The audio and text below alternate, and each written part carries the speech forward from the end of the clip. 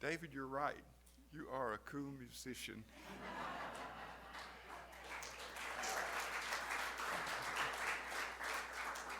Thank you. Thank you for that. I loved it.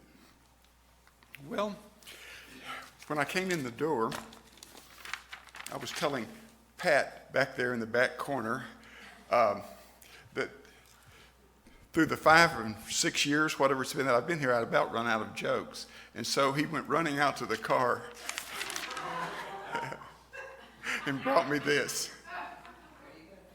And it's Pickles, but it's from a comic strip, of course. But it shows a granddaddy with his grandson, and he's saying to him, wait, do I have my thing on here? I do? Okay. He's saying, the philosopher Plato once said, I am the wisest man alive, for I know one thing. And he said, and that is that I know nothing. And the little boy said to him, how did he know that? The granddad said, of course his wife told him.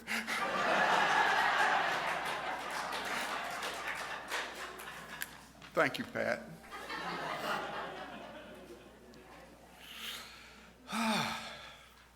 This is about a birthright called freedom.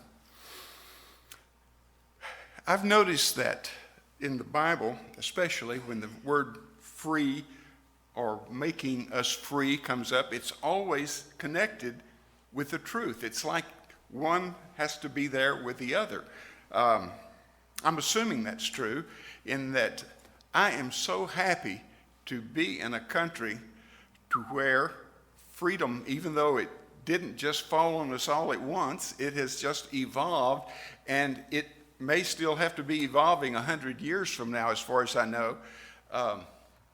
But the idea is that the more truth we have in us, then it seems like that which follows is greater freedom. Let me read you the words of Jesus. This is from John, the 8th chapter, 31st verse. If you hold to my teachings, you are really my disciples. Then you know the truth, and the truth shall set you free.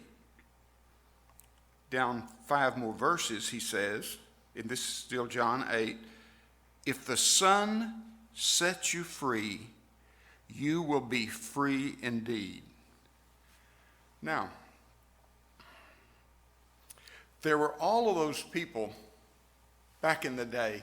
Let's think of 4th of July, and let's go back to 1776 and think about all the people, the many people involved in the idea of us being free. And finally they came up with the Declaration. I say we because I think we were all part of it. Do you know, don't you feel like you've been here in other lifetimes? Maybe one lifetime you were the statue, the next time you were the bird, you know? I mean, I don't know exactly how all that works. I don't really remember it, but I'm supposing that could be true. But here is a part of the Declaration of Independence. When in the course of human events, it becomes necessary for one people to dissolve the political bands which have connected them with another, and to assume among the powers of the earth the separate and equal station to which the laws of nature and of nature's God entitle them. A decent respect to the opinions of mankind requires that they should declare the cause which impel them to the separation. And then we hold these truths to be self-evident, that all men are created equal, that they are endowed by their Creator with certain unalienable rights, that among these are life, liberty, and the pursuit of happiness. Do you know the idea of freedom wasn't just founded there? because the seeds through all the generations have been sown. And people like, I'm just recognizing a few that their writing sort of inspired or led to that. But there was, in the beginning, Plato and Aristotle, Rousseau, Voltaire, John Locke, all of these. And it is Rousseau that finally added this thought: political power is a trust for the benefit of the people. And he also said that it's not just about the rights of the strongest, but that it is the obligation of a majority or the strongest to make sure and preserve the rights of the minorities.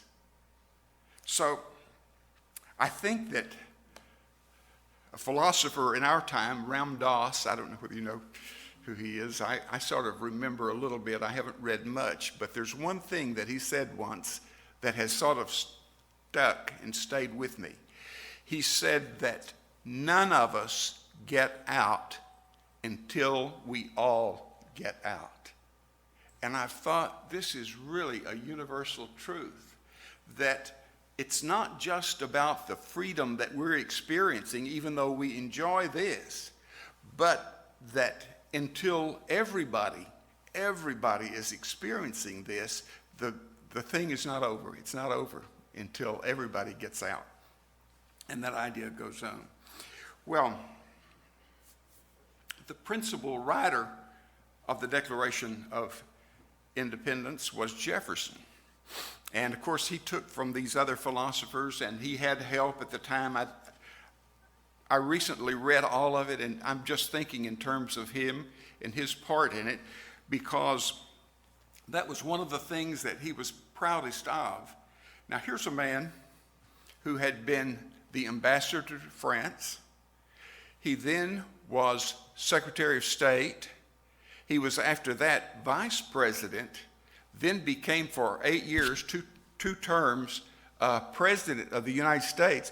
But none of these things are mentioned in the things he wanted to be remembered for, because he wanted to be remembered for, in the colony of Virginia before this revolution, he wanted to be remembered for the law that separated church and state.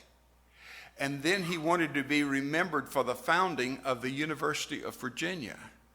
And then third was this work that he did on the Declaration of Independence. But those other things, being president, it wasn't anything that he wanted to be remembered for, or particularly.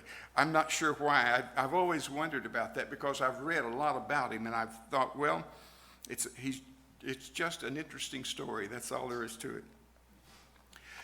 But one of the challenges then that we have is making sure that whatever rights we choose to be ours, that we are willing to give to everybody. There's a thing that I think it's one of the axioms of life, but the divine state, I've written it out so I remember exactly how I want to say it here. The divine state of divine consciousness is absolute freedom. To me, the whole idea spiritually is that we come to that place in truth and freedom, and knowing that that really is the divine idea of humankind. Now, let's think about it. God does not force us toward freedom. That's the interesting thing. Although I believe Spirit is constantly tugging at us, trying to draw us into a better idea, that whatever idea of truth, whatever idea of freedom, I feel like that it sort of has to expand. It has to go beyond what we think we know into those ideas of expansion. But there is a tugging that Spirit does that keeps us moving. But God's patience transcends time and space, doesn't it? Think about that. Think about all of the years that there was slavery and that there were constant wars going on. And That may sound like our own times, but the very idea of it, there being the seeds already sown, and really before Jesus, long before Jesus, there were those trying to sow the seeds that would eventually lead to freedom. And of course, I think right now that we're just sort of at the beginning of it. I feel like we're kindergarten types in our knowledge of what freedom should really look like. But the freedom then is to pursue a divine purpose. And I think it's up to everyone, every individual, to figure out that purpose and what that purpose is. I don't think it's the right of any parent, for example, to try to tell a child exactly what their divine purpose is, although it's been done. I'm sure it's been done. But I don't remember anybody telling me or even suggesting, so I might feel left out. But there's this illustration or a group that I want to talk about that experienced freedom because it seems so strange that they should pick the divine purpose that they picked. But you know, in the fall of the Soviet Union, there was a group of young men and women that came out of that.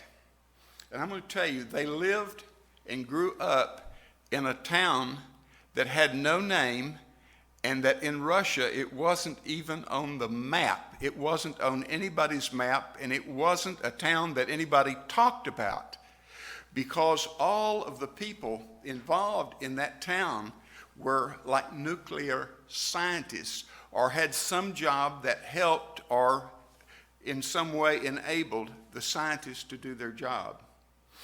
And so the children growing up there were all expected, like their education went on, and they then became scientists. They were trained to that, but it was as though there were not that much choices. But here is a group that the Soviet Union fell. We all know that story, and there's a lot of chaos there. So there were a handful, I think it was 7 young people who were interested in music. But it's amazing to me what they chose to do. They became bluegrass musicians. I think I had it right the first time. But musicians, bluegrass. Can you imagine that? And one of them said, I'm listening to TV Interviewed and listened to their music, and they were wonderful. They were called the Bering Strait. You probably, I know that I saw them several times on television here. I don't know what's become of them, but maybe things have changed back home and they aren't doing that anymore. But one of them commented that in Russia, no one had ever heard of a banjo. But over here, then, they became well-known on television, whatever, and they were very, very good. But just think of it now, finding a purpose for your life and then leaving everything that everybody knows about that surrounds you, and then bluegrass. You would think over there, when classical music is so big, the opera, symphonies and so forth, that they would have followed. But they chose, and that was their divine purpose as I see it. And I saw it at the time. But part and one of the steps in getting our life into the absolute freedom is breaking out of the prison that we have created for our minds. Think about this. This is really the only thing right now that can capture us and hold on to us is just what we have in our own minds. And there seems to be sort of steps to this. I don't know. I've thought a lot about it.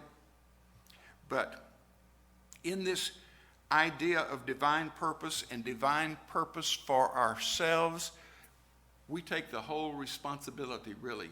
I mean, if there is a prison capturing our minds, we have created it.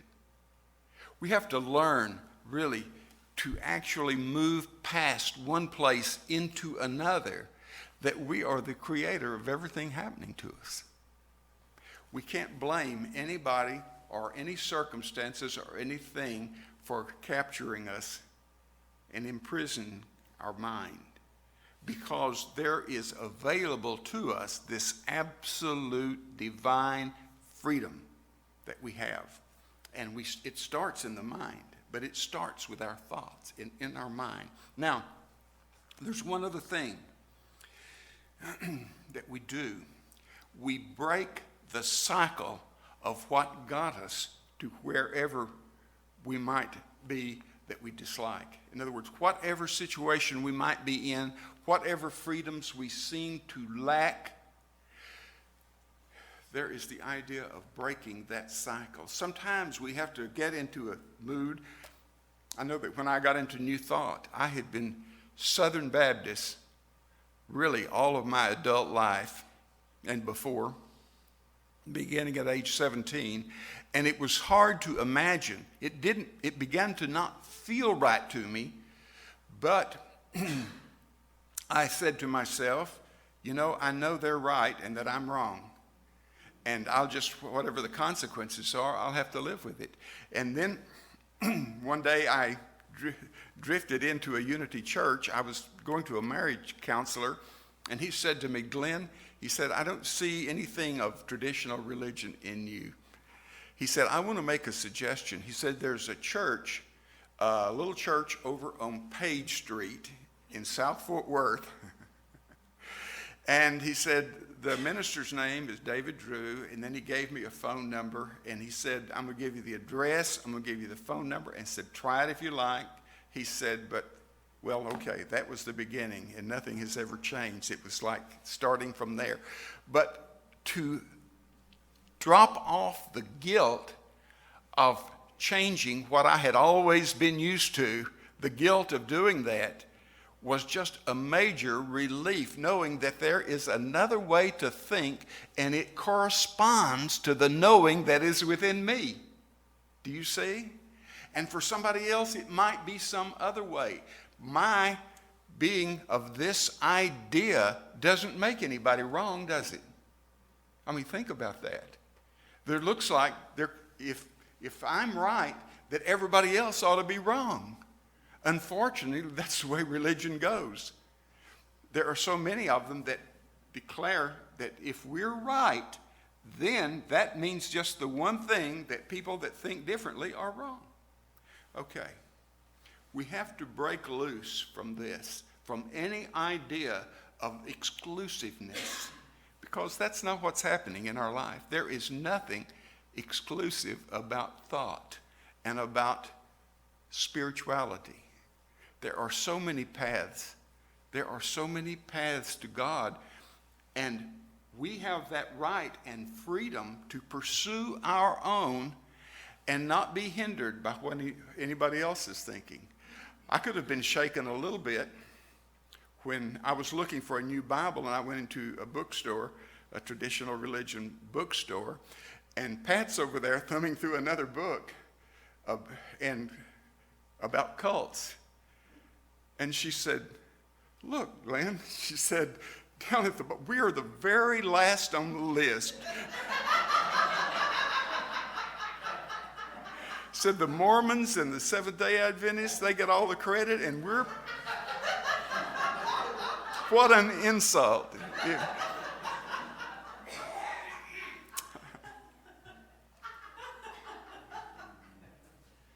Well, we find our way, but never think or criticize that someone else could be wrong. I mean, it's just not what freedom is it? Giving everybody the freedom to pursue their own ideas. And then I believe that God is trying to get us into a unity of world unity, not necessarily the church unity, but bring us to unity, all of us. Not just in thinking, though, but in the idea that he's thinking differently, but he's okay. He's absolutely all right. All right, now then, here is the one thing that I see that is damaging item to freedom right now. And this is, to me, it's apathy. Now, apathy. It's like people who say, I don't like anyone who's running for office, or I don't know them, so I'm not going to vote. But do you know that, I'll tell you what, I go and sometimes I'm voting for people I never heard of or whatever, but I just want to be heard. That's the main thing. It's not who's who or what's what. I do believe that if there's somebody I believe in or whatever, that I need to vote for them. But the idea is just to be counted, because the way to lose freedom is through apathy. I remember that there was a period of time during the Depression, and the whole world was in depression. I know that it wasn't just the USA, and I was born in the middle of all that, by the way. So, I know a little bit about it, because the people that I was surrounded with people who were really upset over the way things were in the world. But I remember that later in life, there's this broadcast, and I don't remember now whether I was seeing a newsreel or whatever, but I remember that it was our ambassador to England. His name was Joseph Kennedy. And this is like 1938, and he's admiring what Hitler had done for Germany, and made the statement that he wasn't sure about democracy. And of course, Roosevelt fired him immediately, brought him home, because we didn't want to hear that. But do you know that one of the things that, and this is it's not a disappointment to me. I think it's what we're going through. But I think a lot of times that our politicians are trying to prove to the rest of the world that democracy doesn't work. So we might pray for them that every side of every argument that they just love each other to pieces. I don't know whether that can happen or not. But the universe hates a vacuum. And this is why that just doing nothing and believing in nothing, it just doesn't work. It doesn't work. It actually leads everything. In other words, believing and doing nothing is an active force in itself, even though it seems inactive, but it's the force going the wrong direction. So it's not like I'm trying to explain to everybody that you need to vote. That's not really my point. My point is that apathy about freedom creates bondage. That's the idea that I want to get across. But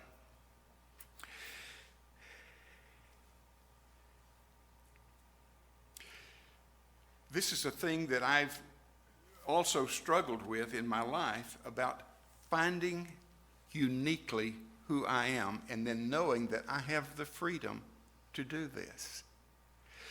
I think that this is so, in every single life, this is so important that you realize that this is part of the wonderful part of freedom, in that you have that uniqueness about you, and that you have the permission spiritually, if you give it to yourself, to pursue the uniqueness that is uniquely you. This is so important. Mostly because on this planet, there is not another one exactly like you. You are that unique, a one of a kind. Isn't that amazing? That you don't have a duplicate anywhere? That may be good. I don't know, but it is a thought. Then as we think about it, then we do have that freedom. And I think it's an obligation to express from within exactly who we are. We have that freedom, and I think we should honor it. Now, John Adams wrote to his wife. This is on the 3rd of July. I'm going to read this part of a letter that he wrote. He said, I am apt to believe that it will, he's talking about the 4th of July, which was going to be the next day. I am apt to believe that it will be celebrated by succeeding generations as the great anniversary festival. It might be commemorated with pomp and parade, with shows, with games, with bells, with bonfires, and with illuminations from one end of this continent to the other, from time forward forevermore. He just about hit it right on the dot, didn't he? Because that's exactly what we're doing over 200 years later. Now then, I have a thought for you. But here's what I believe. I believe that truth and freedom are connected, vitally connected. And as far as what we have of the truth, I think we're just at the beginning. And what we have of freedom, and really the greater global meaning of freedom, I think we're just at the beginning. I think that there is space out there for more learning, more absorbing, expanding all that we are.